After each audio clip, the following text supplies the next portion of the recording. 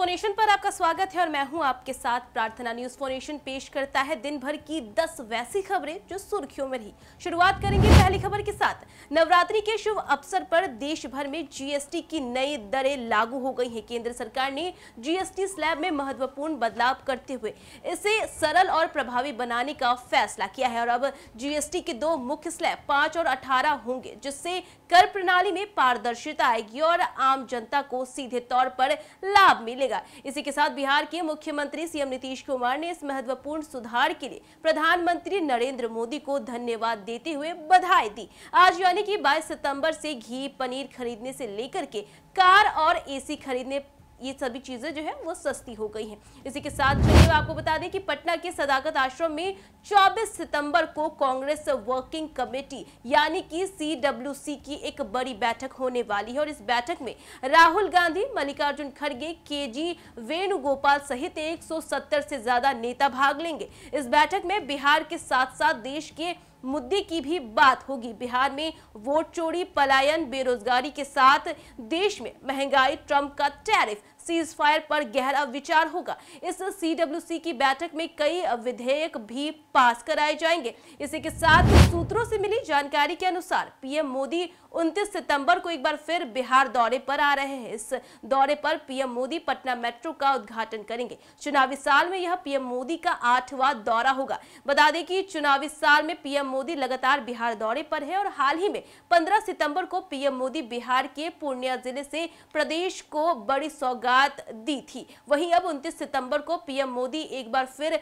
बिहार आ रहे हैं। पटना मेट्रो का संचालन फिलहाल 3 स्टेशनों के बीच शुरू किया जाएगा, जिसके बाद में धीरे धीरे विस्तार किया जाएगा। दरअसल पटना में कुल 5 मेट्रो स्टेशन तैयार है। New Pataliputra bus terminal, 0 mile, Bhootnath, Khemnichak और मलाई पखड़ी। इसी के साथ पटना में शिक्षक भर्ती TRE 4 को लेकर के शिक्षा मंत्री सुनील कुमार ने प्रेस कॉन्फ्रेंस पर बड़ा बयान दिया।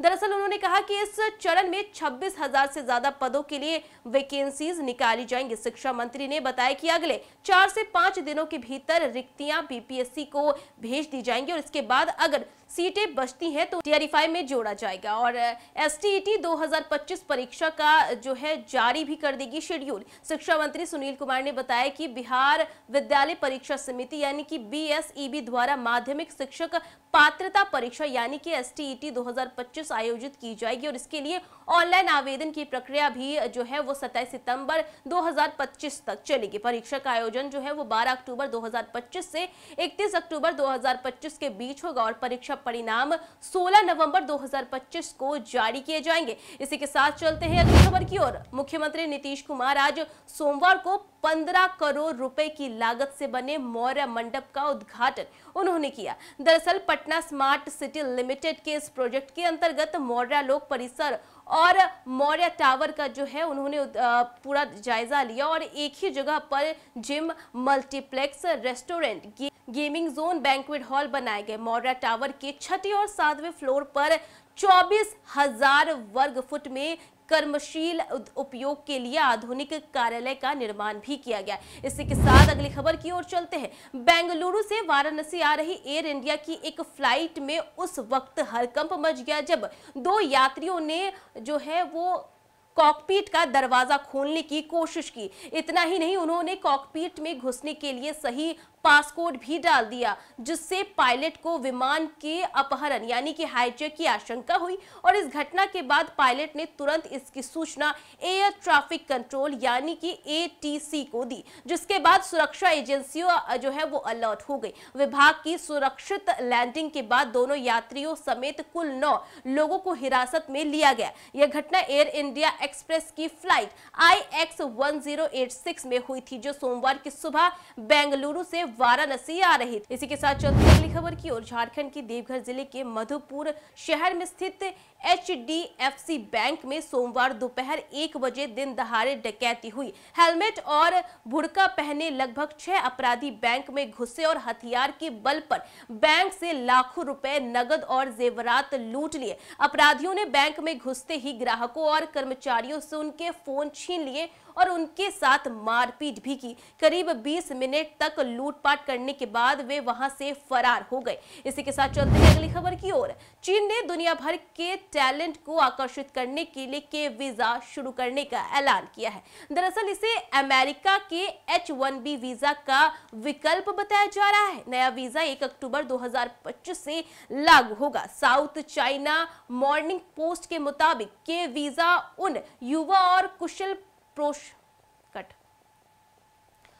और प्रोफेशनल के लिए है जो स्टीम यानी कि साइंस, टेक्नोलॉजी, इंजीनियरिंग, मैथ के क्षेत्र से जुड़े हैं और जिन्होंने किसी चर्चित यूनिवर्सिटी या रिसर्च सेंटर से पढ़ाई पूरी की है और यह वहां भी अभी पढ़ाई या रिसर्च कर रहे हैं। आवेदन करने वाले को जरूरी दस्तावेज जमा करने होंगे। इससे जुड़ी अधिक जानकारी चीनी दूतावास और वाणिज्य दूतावास जारी करेंगे। इसी के साथ चलते हैं अगली खबर की ओर। यह खबर जरा हटके है। दरअसल हिमाचल प्रदेश के शिमला स्थित उस अद्भुत और रहस्यमय मंदिर के बारे में बता रहे हैं जिसे श्राई कोटी माता मंदिर या सामान्य मां दुर्गा मंदिर कहा जाता है। यह मंदिर जो है वो समुद्र तल से लगभग 11,000 फीट की ऊंचाई पर बसा है और नवरात्रि के दौरान हजारों श्रद्धालु यहां दर्शन करने पहुंचते हैं। इस मंदिर की सबसे खास बात यह है कि पति पत्नी साथ में पूजा और दर्शन नहीं कर सकते हैं। ऐसा करने पर धार्मिक मान्यता के अनुसार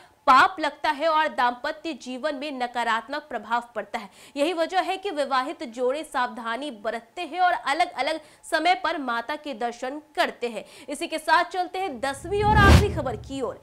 आपको बता दें कि एशिया कप 2025 में भारत ने अपनी जीत बरकरार रखते हुए पाकिस्तान को एक बार फिर से धूल चटा दी है। दरअसल पाकिस्तान ने पहले जो है वो खेलते हुए 20 ओवर में 5 विकेट पर 171 रन बनाए, जिसके बाद भारत ने भी तगड़ा जवाब दिया। दरअसल भारत ने अभिषेक शर्मा के धमाकेदार 74 रन की बदौलत पाकिस्तान को 6 विकेट से हरा दिया। और इसी के साथ देखिए एशिया कप 2025 में भारत की जीत जो है वो बरकरार है। तो ये थी वो 10 बड़ी खबरें जो सुर्खियों में रही थी। फिलहाल आज के लिए बस इतना ही। देश दुनिया की तमाम अपडेट्स के लिए देखते रहें न्यूज़4 नेशन।